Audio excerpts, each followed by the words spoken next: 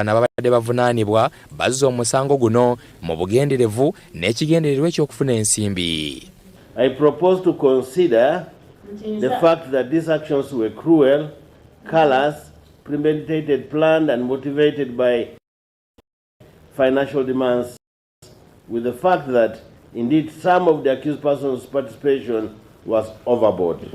Omulamuzi ono agambye nti okusinziira ku byayogerwa omwenda bano bwe baali balambuza abasirikale ba poliisi bannyonnyola bulungi ebikolwa bye baakola okwali okusalako omugenzi engalo, okumuwa eddagala n'okumusiba ekiwero ku maaso n'aziira ekyamuviirako okufa. He cut off her fingers. He injected her with the ketamine. He suffocated her with a cavera and strangled her. And was present when her fingers were cut off and also when they finally killed her. What a role played against by her against a fellow female. Bano buli omu amuwadde ekibonerezo okusinziira ku kye yakola ng'ababiri ku mwenda bano okuli Hajjara Nakandi nga ye yakuuma omugenzi okutuuka okumutta ne Habasi Musa Buwembo eyakulemberamu okuwamba n'okusaba ensimbi basaliddwa ekibonerezo kya kuttibwa ku kalabba kyokka abalala omusanvu baakusibwa mayisa. And I do therefore sentence the two A4 and A9 to death.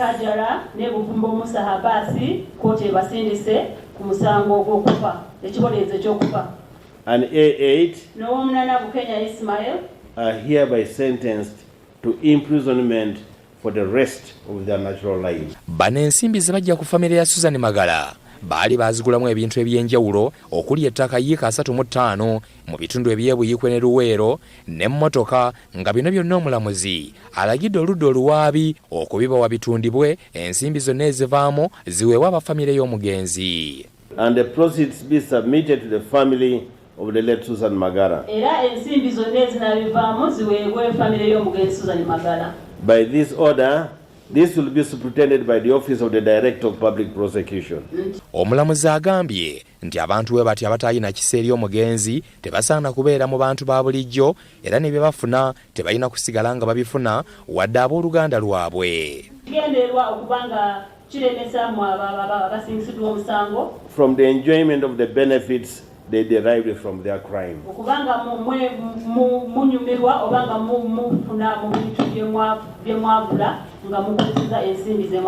It is so ordered.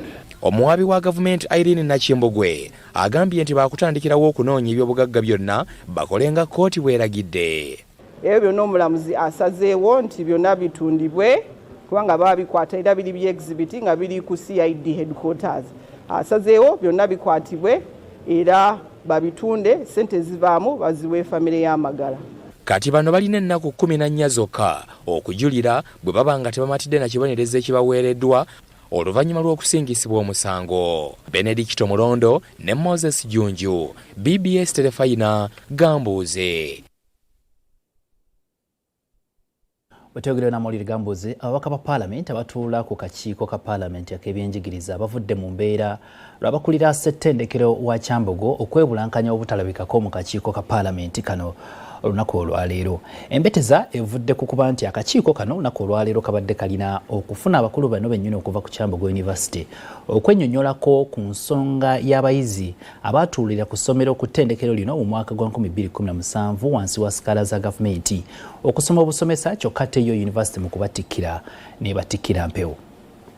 Olwaleero akakiiko ka Parliament ak'ebyenjigiriza kabadde kalina okusisinkana abakulira ssettendekero wa Kyambogo ku kwemulugunya kw'abayizi abamu ku baasomera ku ttendekero lino abaafuna sikaala okuva mu gavumenti mu mwaka gwa 2017 okusoma diploma ey'obusomesa kyokka yo University n'ebatikkira mpewo. Kyambogo University has failed to respond to them, it has failed to respond to the regulator, it has failed to respond to the committee. Kyokka akakiiko kikabuuseeko amyuka akulira ssettendekero wa Kyambogo n'abakulu bano obutalabikako wadde okusindika abakulu abeetaagisa ababaka kye bayise jjogole ennyini kyokka nga ye minisita omubeezi w'ebyenjigiriza n'omuteesiteesi omukulu babaddewo. Kyambogo University, they just said the Vice Chancellor was committed for another duty. We don't know what that duty is that is bigger than even him coming to sit and listen to the minister and to this committee. I wanted your guidance, Honorable Chair, whether this committee cannot issue compelling instructions in line with the defiance of a witness. Ababaka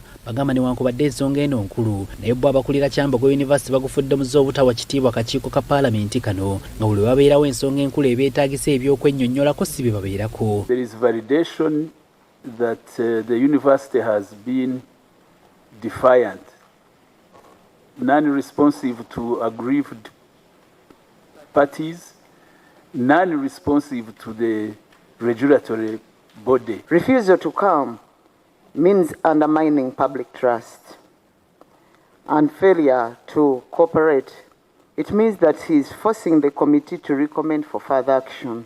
Amyuka ssentebe w'akakiiko kano Mbaka Ongerito tabadde na bigambo biwoomu eri abakulira ssettendekero wa Kyambogo ng'agamba ssettendekero ono tasobola kubanga yatta ebiseera by'omu maaso eby'abayizi kyokka n'okujja obuzza okusalira wamu amagezi ku nsonga eno ne batalabikako. That very week when the students responded as part of their orientation, they could have just corrected that straight away, but they didn't correct. Even when the students complained, they didn't correct.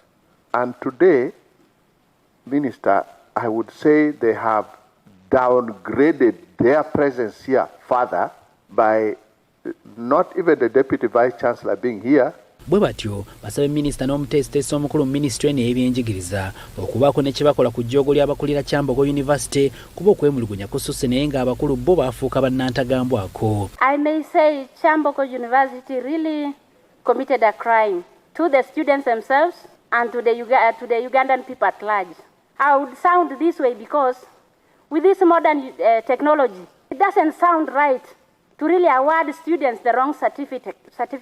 Wabula omuteesiteesi omukulu mu minisitule n'ebyenjigiriza asabye akakiiko kasooke kaleka ekitongole ky'ebyenjigiriza ki National Council for Higher Education okukola okunoonyereza kwe kiriko. Basabye baweebwe obudde balinde ebinaava mu kunoonyereza olwo nabo balabe kye bazzaako. We allow National Council for Higher Education to complete the investigation from the quality assurance and standards aspect and give us the final which we can act on as the policymakers. Kyokka omu ku bayizi bano aboogerawako abeemulugunya agamba baawa abadde ensonga eno era erudde mu ddiiro naye ne bwe butuukidde olwaleero yunivasite ya Kyambogo yagaana okuwa aba National Council for Higher Education ebiwandiiko ebyetaagisa. The institution in question has failed to respond to our concerns. We wrote to them 6 letters over the 2 years. 6 letters.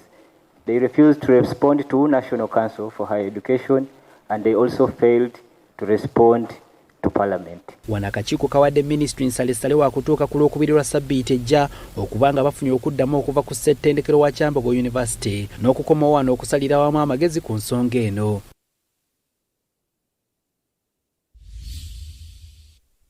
Kakati Minister avunaanyizibwa ku nsonga za gavumenti z'ebitundu Honorable Balamba Lugahara Kosa ne munne Minister Honorable Justin Namere. Olunaku olwaleero waliwo abakulira abakozi mu gavumenti ez'ebitundu balabudde ba minisita bano okuli owa gavumenti ez'ebitundu Balamba Lugahara Kosa ne Justin Namere nti basusse okuswaza abakozi ba gavumenti nga bayita mu nteekateeka ey'okulwanyisa obuli bw'enguzi kyokka nga bakola omulimu guno awatali kusooka kunoonyereza kumala nga bayambibwako ebitongole bya gavumenti ebyetaagisa okukola omulimu guno okukkakana nga baswazizza abantu ab'enjawulo awatali wadde kusooka kukola kunoonyereza kwetaagisa.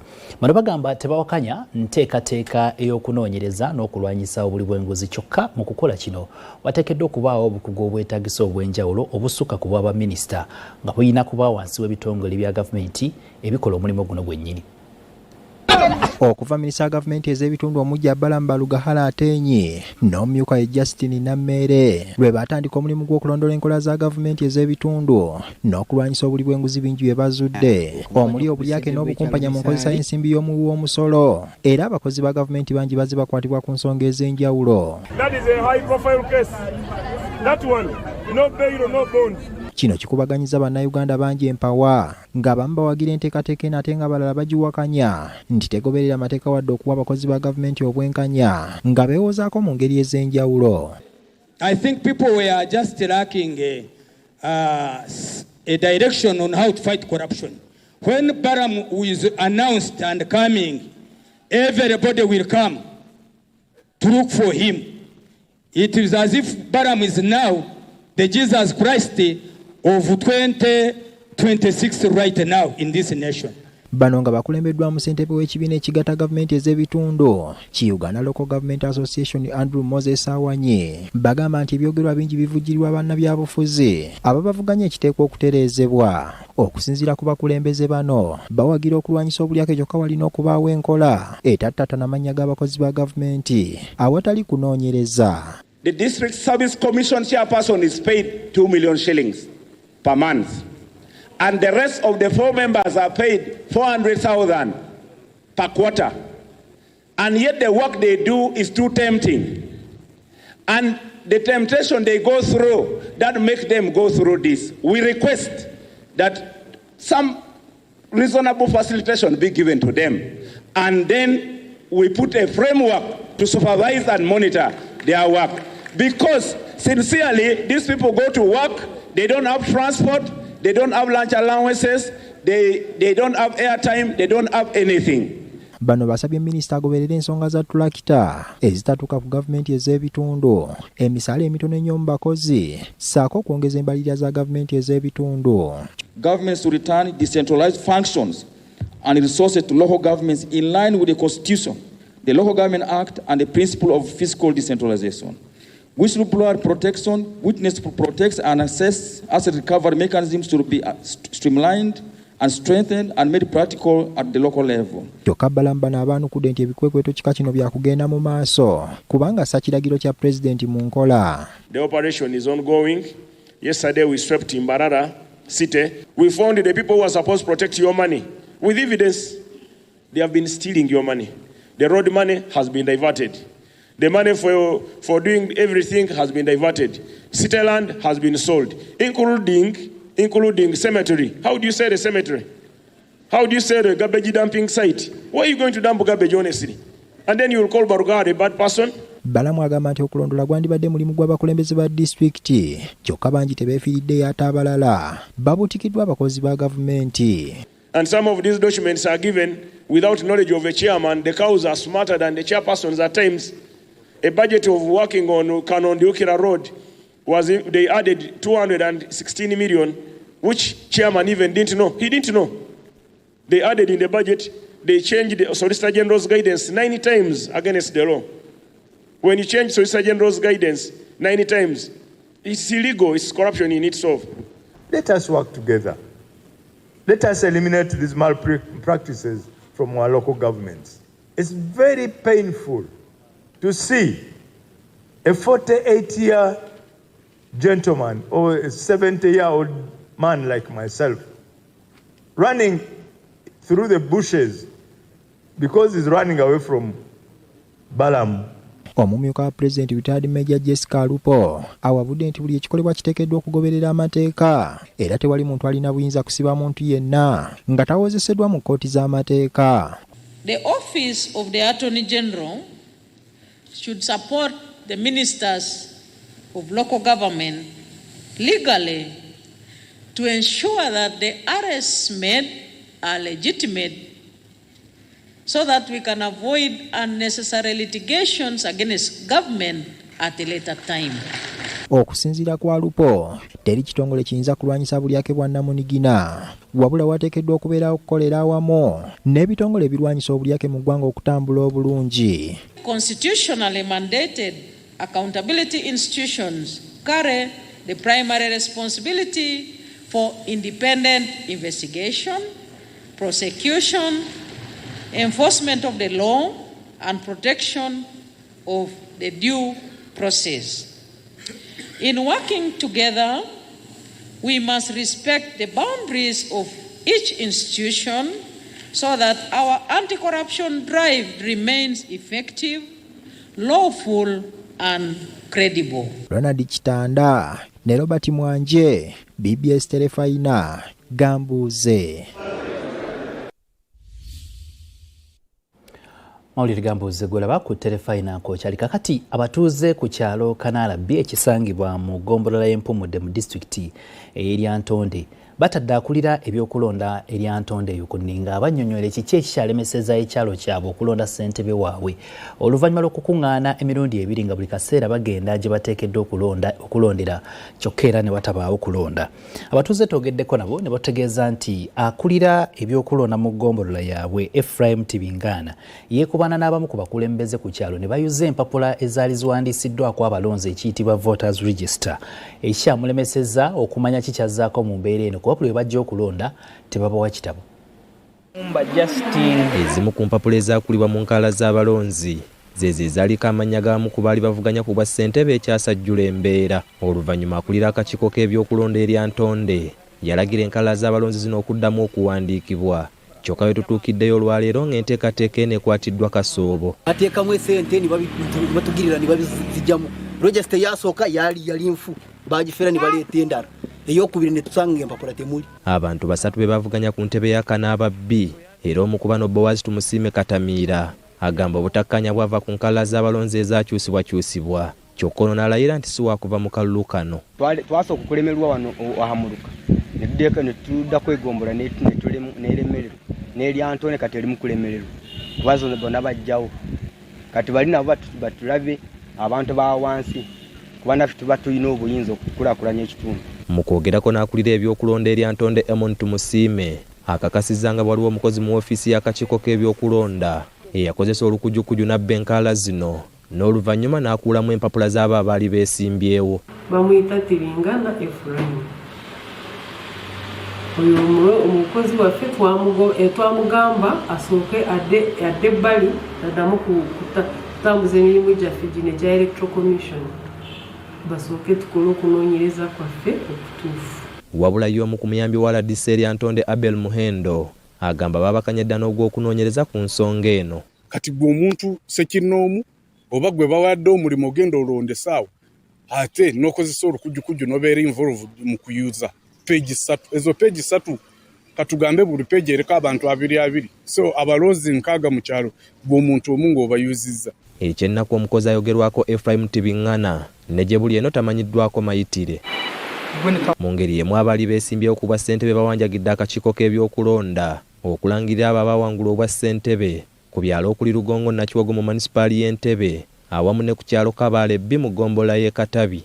Kikomeko Twangono y'omu ku baali bavuganya ku bwa ssentebe ku kyalo Lugonje Nakiwogo agamba tiyagasi n'amasasi ebyefuga okulonda byalemesa ab'akakiiko k'ebyokulonda okulangirira omuwanguzi. Naye abasirikale olw'okuba nti bakifuba balina emmundu beetabye mu kulonda basalawo okubeera nti akalulu kaffe bakayiwa ne tubeera nga tetumanyi ani omutuufu eyalangirirwa kubanga twavaawo ku lunaku olwokubiri nga tewali n'omu gwe balangiridde.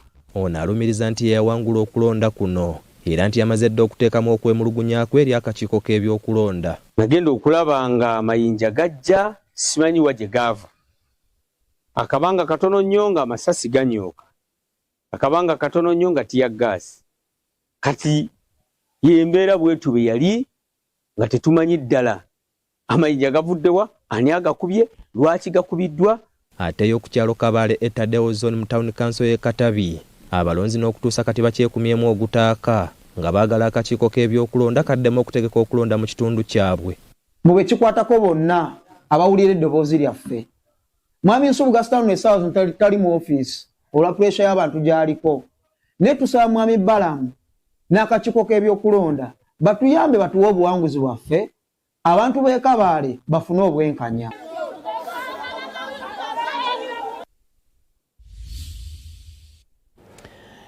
Ebyakalulu byebyo nno naye tukyali ku Telefayina amawulire gambuuze golaba ekitundu ekisooka akakisooka ekikome wano tugenda kuwumulamu tusikomewo n'ekitundu ekyokubiri sigala naffe.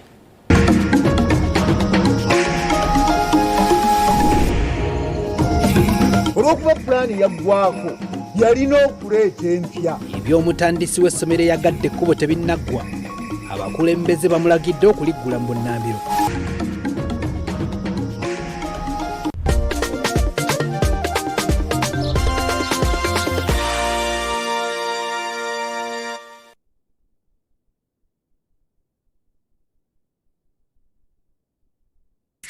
The parent is Tulyaheebwa Dickson. And the child is Tulyaheebwa Esther.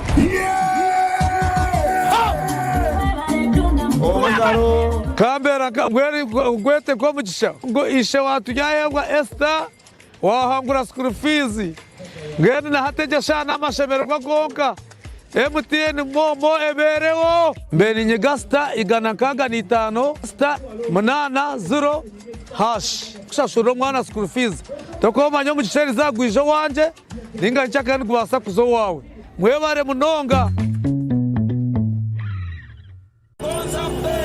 But Efraim, you promised to send the money today. What happened?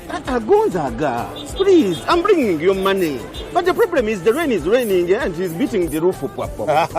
You forget this. Efraim, how many times should I teach you these things? You use Gonza Pay. With Gonza Pay, you can send and receive money. You can pay bills, buy airtime, and also do merchant payment instant. Yes. No, no trouble. No, it's okay. Now let me first charge my phone, because the battery is doing a twa. Then I eat. Then I also wait for my mother to come. Even my wife is on the way. Yeah? You use Gonza Pay. Yeah, okay.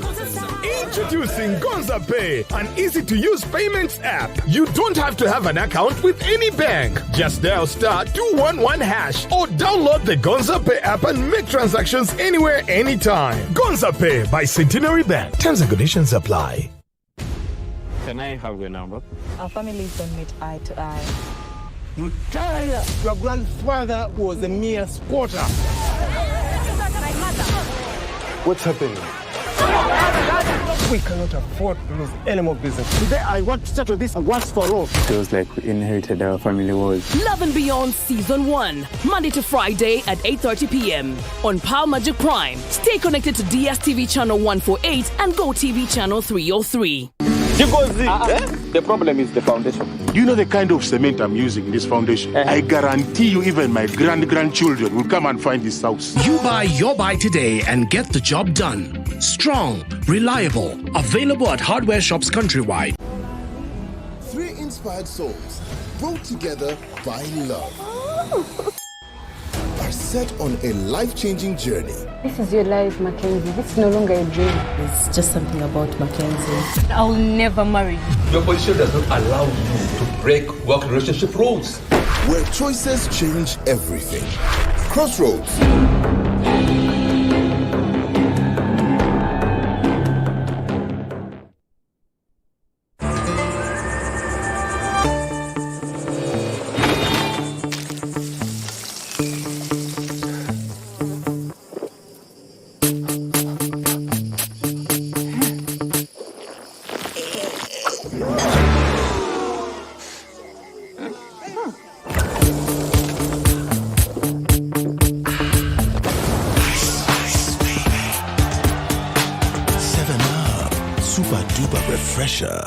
Fenna nga bwe tumanyi obulwadde bwa Ebola bwabalukawo mu Congo balirwana baffe ebugwanjuba era abalwadde ng'omu 2-3 bwabakwata wano mu Uganda ekyomukisa bajjanjabwa ne bawona nandibadde ng'embeera eri yaddeko mu Uganda leero tulina okusigala nga tuli bulindaala.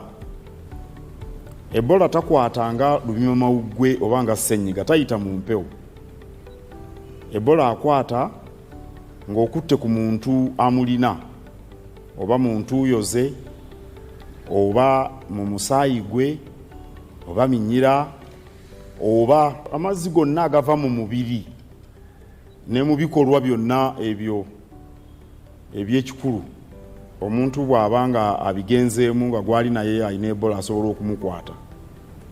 Awo nno ndi wano okwegatta ku ministry ey'ebyobulamu mu gavumenti eya wakati okubakoola mwerinde Ebola aleme kubakwata. Munaabe mu ngalo buli lwofuna omukisa, kozesa sabbuuni, weewale okwekulukuunya ku bantu nga tomanyi mbeera zaabwe, weewale embeera yonna ey'abantu abangi gye weekengera eyinza okuvaamu obulwadde buno bwo butta. N'olwekyo ekisinga kubwekuuma kubwetangira kyangu kisoboka bagamba nti asiika obulamu tassa mukono. Twekuume Ebola naddala obuyonjo naddala okwetangira okwekulukuunya ku bantu ng'embeera zaabwe tetuzimanyi. Twekuumire mu bulamu obulungi lwe tunaakola ennyo tusobole okuzza Buganda ku ntikko.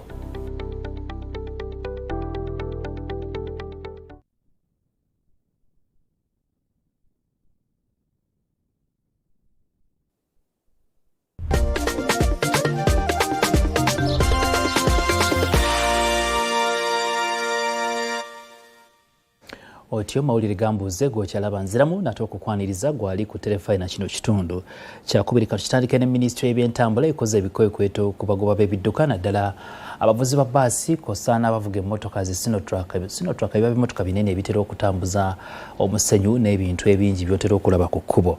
Kakati okwogera bino babadde balambula paaka za bbaasi ez'enjawulo mu Kampala okubadde era waliwo n'amateeka amakakali ge bataddewo kw'ossa n'okukwata abo batabadde na bisaanyizo byetaagisa okuvuga emmotoka zino. Olunaku lw'eggulu akabenje akagudde ku luguudo lw'e Masaka kaleese abantu 14 nga bafudde so nga n'omwezi oguwedde akabenjedde kabusa kaagwa omwafiira abayizi b'essomero King David Ndejje era abaana basoma 20 baalugulamu obulamu.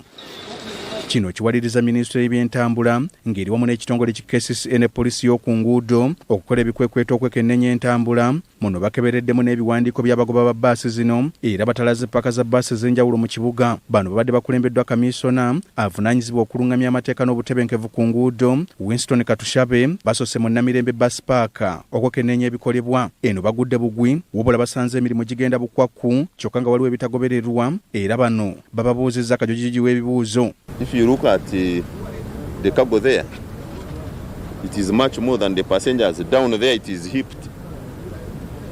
So what do you have to say about that?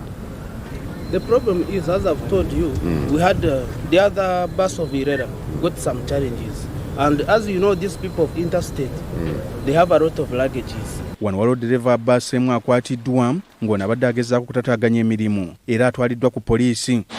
Oluvudde no ne balambula paka y'emmotoka ya Volcano ne ku luguudo lwa Sapporo Kaggwa badereva gye basimba emmotoka ku nguudo ekitakkirizibwa. Kamiisona Winston Katushabe alangidde nti bagenda kuddamu okukola ebikwekweto ku nguudo ku mmotoka ziganyegenya abatagoberera mateeka kw'ossa abatalina biwandiiko ba pamiti.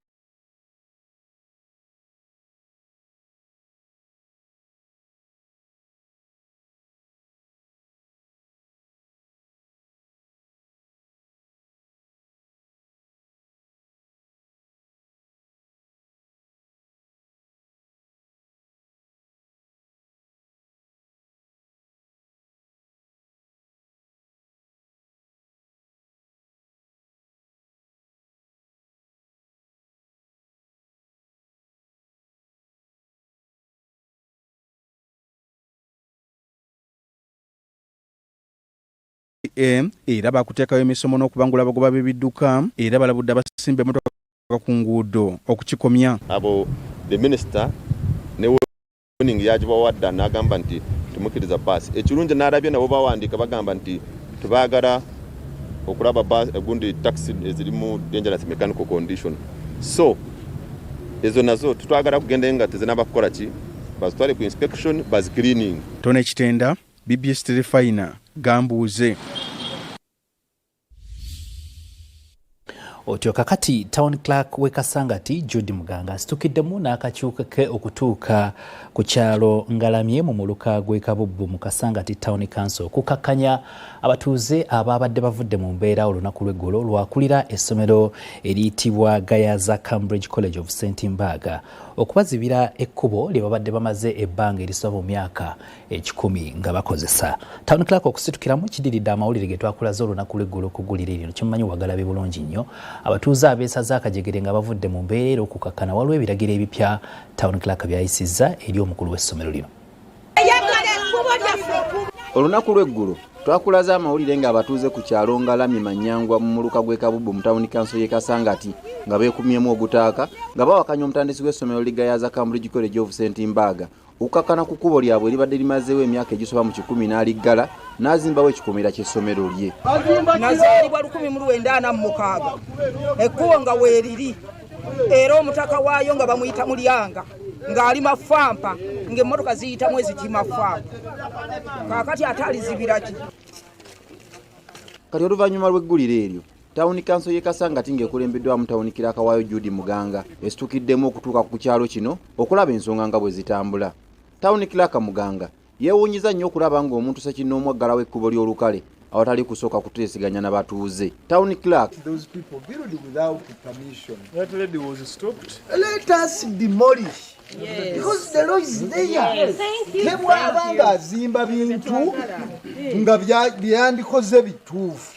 Bikole ng'alina olukusa.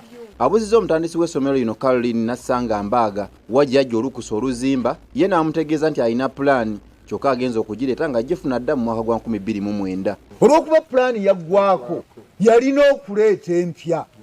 Epulaani mu mateeka ekola emyezi 18 kasita giggwako olina kukubisa mpya. Pulaani maama yaggwako kati olina kuzza mpya. Abakulira ebyokuzimba okuva ku Town Council y'e Kasangati bategeeza nti ono baamuwadde ebbaluwa emuyimiriza okuzimba wabula ebbaluwa eno n'aginyoomoola. Town Clerk Judy Muganga alagidde byonna ebibadde bikolebwa bimenyebwe mu ssaawa 24 addemu ayolule n'ekkubo abatuuze baddemu okulikozesa. Maama ebintu ebyo bimenye mu ssaawa 24. Maama mu ssaawa 24 ebintu ebyo byonna byozimbye ebipya bimenye ebipya byonna tomenye ekintu kyekikadde buli kyolaba ekipya tugenda tubimakinga oze ne maaka. Abatuuze nga bakulembeddwamu ssentebe w'ekitundu kino Daniel Serwadda beebazizza nnyo abakulu okuva ku Town Council okusitukiramu okubayamba. Ssentebe tweyanze golo okujja mu kifo kino okulaba nga okakkanya embeera ebadde etusumbuwa okakkanya embeera ebadde wakati w'abatuuze n'essomero. Nze nzikiriza nti kemuzi embeera egenda kutereera nze ndabye nti embeera ebadde ya jasi yakuteeseganya pati zombi okulaba nga tutuuka ku nzikiriziganya. So twebaza bannayi ne tukubiriza ba Town Clerk abali mu Town Councils endala omuntu yenna bw'akolanga ekintu kino temwetiitirira kubanga obuyinza mubuyina muveeyo mubirenga muyimirira n'abantu. Era ngamba Muzeeyi Museveni singa atuwaayo wa Town Clerk nga 10 mu ggwanga bwe bati singa ebintu byonna bitereevu kubanga balaga ekyokukola ekyamazima. Kanze sanyo lyeno lwayo gamba nga abadde azibe kubo lyaffe kitukoze bulungi nnyo Town Clerk kuja n'atuyamba ekubo no barigura y'abatuuze abatuuze batandika bakolese kubo lyabo. Muhammad Katabira, Bbs Telefayina. Batongerewo n'amawulire gambuuze abatuuze abawangalira ku kyalo Bunga Cell mu muluka gw'Emaya basabye minisita wa gavumenti ez'ebitundu okujja okuyingira mu nsonga zaabwe abayambe ku kalulu kaabwe akaavulugibwa ne batuuka okulonda omuntu ate bo abategeka okulonda ne balangirira mulala. Bano bagamba eyawangula akalulu mulala nnyo okwawukanako n'oyo ddala eyawangula akalulu mulala okwawukanako n'oyo eyalangirirwa era baagala minisita wa gavumenti ez'ebitundu ensonga zino azingiremu. Abatuuze b'ebbunga Cell mu muluka gw'Emaya mu Kyengera Town Council bavudde mu mbeera ne beekumamu ogutaaka nga beemulugunya ku muntu waabwe okuwangula ate n'atalangirirwa.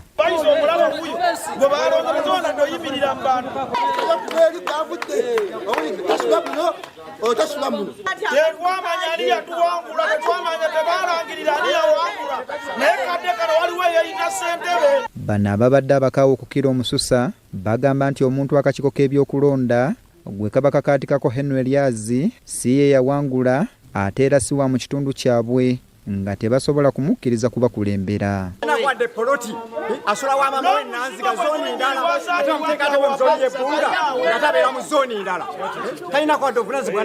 Obuwanguzi bwaffe buubuno nga kyamaani waffe omulonde gwe twalonda yono. Bano batuuse n'okugamba nti buno obubbi n'obunnanfuusi tebabulabangako kubanga kubatamiza n'okuddamu okulonda bwe batyo ne balaajanira minisita Balamu n'akakiiko k'ebyokulonda okuvaayo ku nsonga eno. Tuba tumaze okuwangula akalulu nga tugenda tumaze n'okubala omwana ajja okulangirira akalulu era neewuunya obubbi omungi mu ggwanga sibulabangako. Kifeesi yava wa poliisi yennyini mu bapoliisi n'awambaga ppira omwana we kusaba Balamu twenda omusentebe wiitu atukulembere omudembe tumuza kusibawo bayaayi. Ye Josephine Kulumba nga ye yali yeesimbyewo agamba nti yawangula akalulu kano wabula yeekokkola vulugu eyakalimu.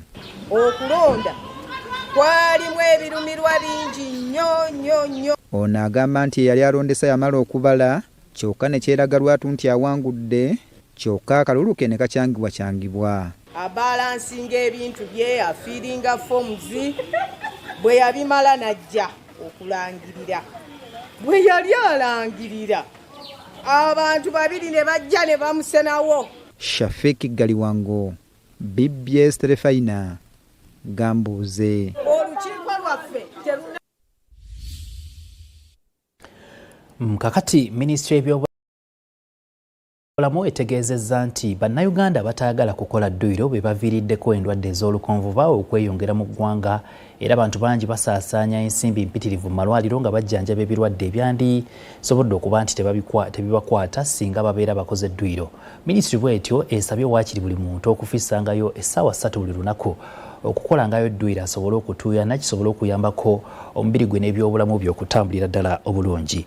Bino byogedde balangirira okukoza olunaku lwa dduyiro lugenda okubeera mu disitulikiti ey'eggulu. Omwaka gwa 2018 gavumenti yavaayo n'etongoza olunaku lw'okukola dduyiro buli mwaka n'ekigendero ekyokulwanyisa endwadde ezitasiigwa mu bantu.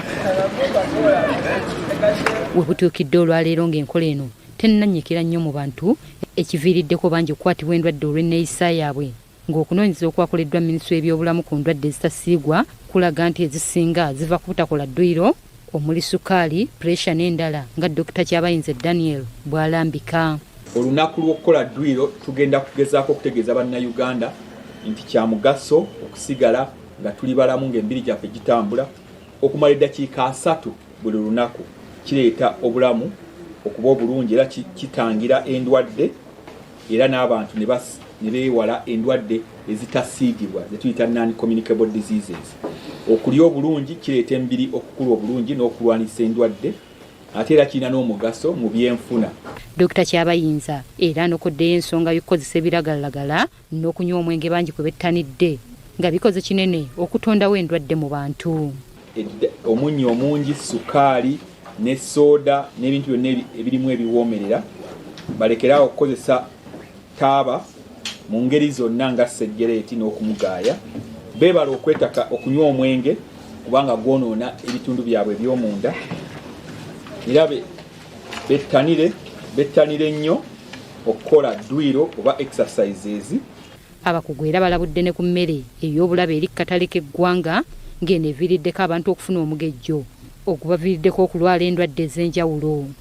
Mu biseera bijja mujja kubanga musanga products mu supermarkets nga ziri labeled ng'osanga eno ng'eriko kala ya red ng'ekulaga nti oba ekino ky'ogenda gula kirimu amasavu mangi oba kirimu omunnyo mungi nga gino ne kala ya green.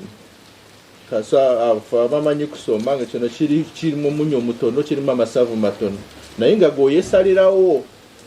Naye ffe bwe tusinga okugezaako okuprotectinga be baana baffe kubanga ffe ababa ebiseera ebisinga ffe ababalwaza. Dr. Charles Oyo Akia kamisona avunaanyizibwa ku ndwadde ezitasiigwa ziyite non-communicable disease mu minisitule y'ebyobulamu wano walabulidde abantu abagenda mu bifo awakolebwa dduyiro kiyite jimu okugoberera amateeka obuteetuusaako bulabe. We have a multi-sectoral committee for NCD.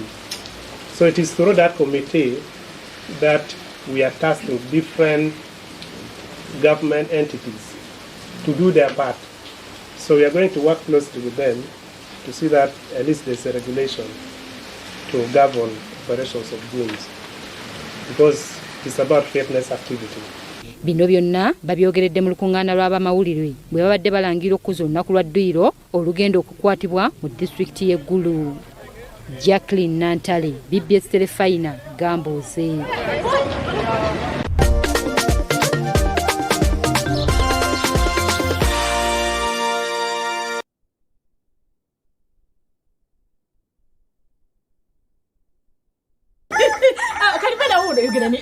Halo anti, akasente nakafuna. Wenda twinga MTN yongeze dakika 3 kasitogula dakika wagati wesaawa endala ensaawa ebiredde okuncho. Baniga bati niga star 10 star abinandala hash. Odibwaine. Ate ngosobola n'ogula ng'okozesa app yewe ya my MTN era bakuwa dakiika. Ekyendawulo ekikirimu eddakiika edo dukola lunaku lulamba tibadisalawo. Nzaawo njakubaawo kusaawa n'etaano. Kalimalaiza esimu ndogera ni anti wo. Takubando y'eddakiika da MTN wagatuwa essaawa endala n'essaawa ebiri ed'okunkyo ofuna eddakiika da MTN ku MTN edd'obwereere nga dda lunaku lulamba. Niga star ndala noti star ibiri ndala ashi era ofuna eddakiika do edd'obwereere buli lunaku. Okuyungibwa kwaife tekulemesebwa. MTN.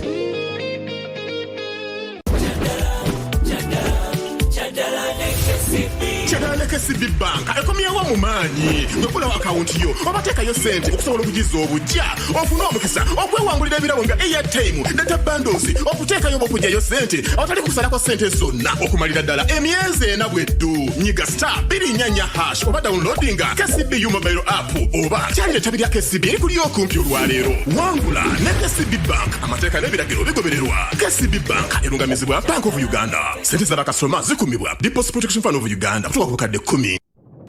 This July, get ready for stories that will make your heart race. From love and passion to secrets and lies that can ruin everything.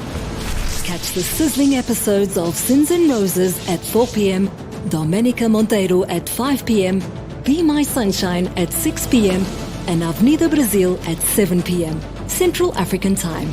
Only on Novelas Plus, Channel 134 on GoTV. But fine. You promised to send the money today. What happened? Gonzaga, please, I'm bringing you money. But the problem is the rain is raining and it's beating the roof. You forget this. Efrain, how many times should I teach you these things? You use the Gonza Pay. With Gonza Pay, you can send and receive money. You can pay bills, buy airtime, and also do merchant payment instant. Yes. No, no. It's okay. Now let me first charge my phone, because the battery is doing a twa. Then I eat. Then I also wait for my mother to come. Even my wife is on the way. Yeah? You use Gonza Pay. Yeah, okay. Introducing Gonza Pay, an easy-to-use payments app. You don't have to have an account with any bank. Just dial star 211# or download the Gonza Pay app and make transactions anywhere, anytime. Gonza Pay by Centenary Bank. Terms and conditions apply.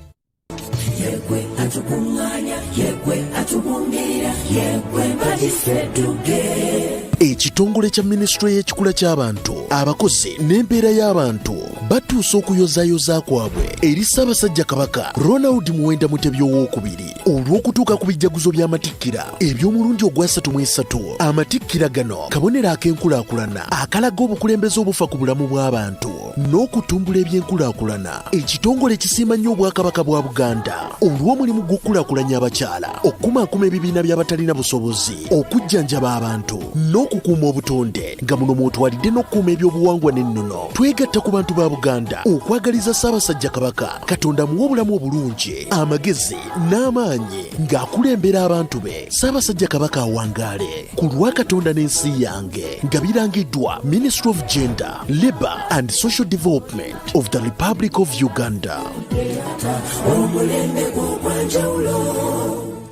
Nazuula omufaliso mulungi ng'ate mugonvu, Rosefom mufaliso muwangaazi kwensula nze n'ensanyuka gwa mutindo ddala. Rosefom ensi y'essanyu lyange. Okusula obulungi kireeta okuwangaala n'okulowooza obulungi. Mugongo teweebaka bulungi ozuukuka owulira nakanyama. Kyusa ensulayo ne Rosefom gwe mufaliso gwa famire buli kika kya mufaliso weekiri. Nkwagala ebiriwo ebyenkyala ebiribawo. Rosefom ensi y'essanyu lyange. Rosefom ensi y'ebirooto ebirungi.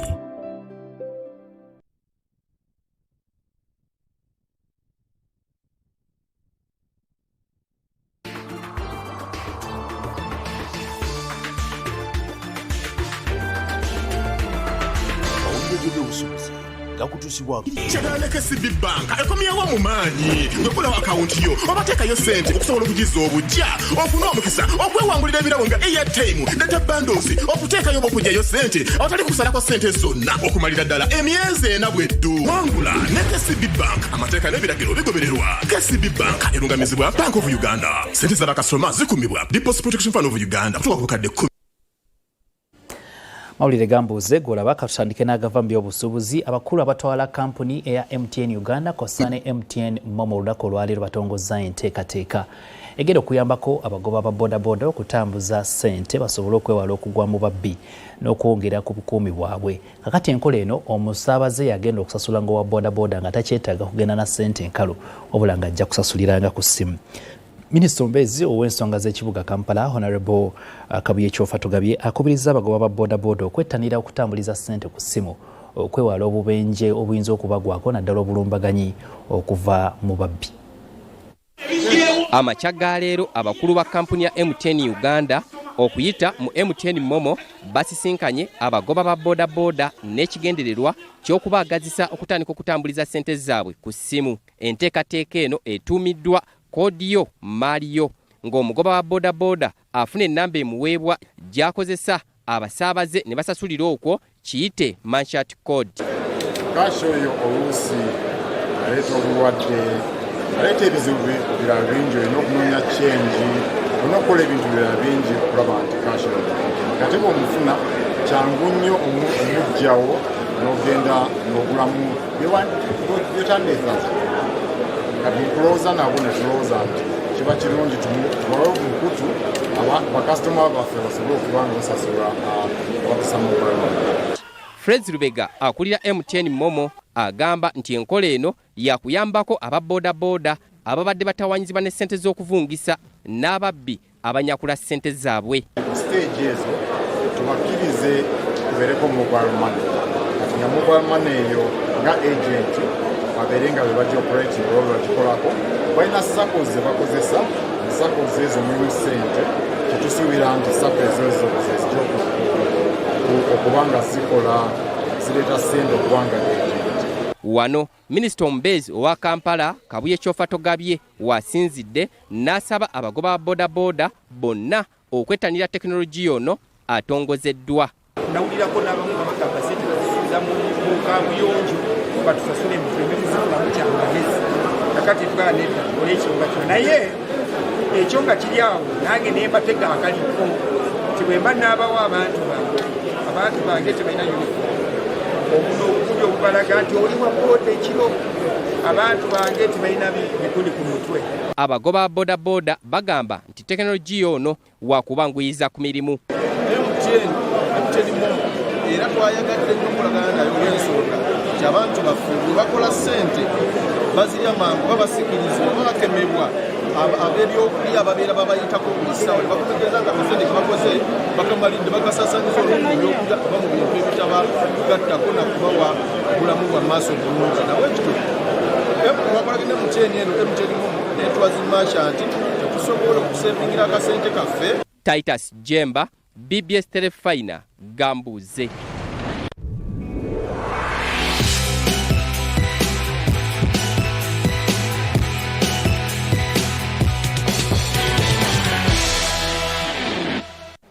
Bya mizanyo kakati Dolphins Swimming Club ewangudde empaka ez'okuwuga eza Has Invitational Swimming Gala ezimaze ennaku bbiri nga zizanyibwa ku kidiba ky'essomero li Kampala Parents. Empaka zino zeetabiddwamu abazannyi abasoba mu 7 nga bavudde mu club eziri omu 35. Abawuzi abasoba mu 7 bavuganyizza mu mpaka za Has Invitational Swimming Gala ez'omwaka guno eziteekeddwa ku kidiba ky'essomero Kampala Parents wano mu Kampala. Bano bavudde mu club 65 era empaka zino zigenza okukomekerezebwa nga club ya Dolphins Swimming Club yeziwangudde ng'ekungaanyizza obubonero 625.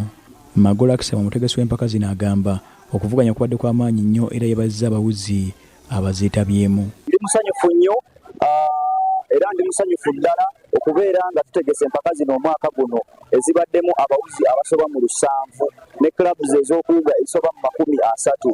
Ono nga yakulya Heart Swimming Club agamba empaka zino zitabiddwamu abawuzi abali wansi w'emyaka 14 n'ekigendere ekyokuwa omukisa okufuna obukugu obw'omuzannyo guno. Empaka zino eno zaakuwa abaana essuubi ettutumu n'obumanyirivu mu mpaka ez'okuwuga nti tubawa omukisa okuwuga okulaga kiki babadde ba traininga okuva mu January okutuuka mu half of the year kyokka tuzitegeka mu mwezi guneno ogwa August ng'ekitundu ky'omwaka kimaze okuggwako.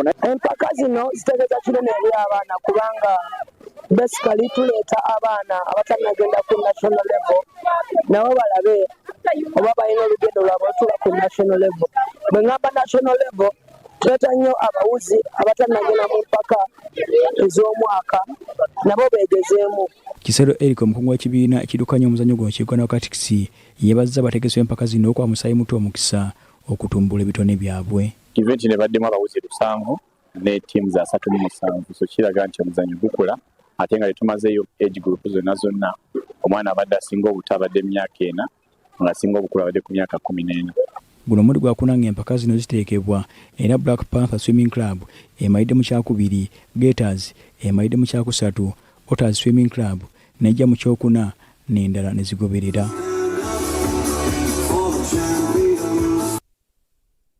Oto tetugenda kusukka wano obadde mulabi mulungi okuviira ddala gye twatandikire n'okutuusa kati nga tumaliriza amawulire gambuuze olunaku olw'enkya okuva ku ssaawa 3 paka ssaawa 4 ez'okumakya puroguramu zuukuka n'ensonga nja kubeerawo nnyo nga twogera ku nsonga ez'enjawulo eziba zigenda mu maaso mu ggwanga. Nze Hasifu Sekiwunga ku ssaawa 4 ez'ekiro olunaku olwaleero wali amawulire ageesigika nago togasubwa Ssaabasajja Kabaka awangale.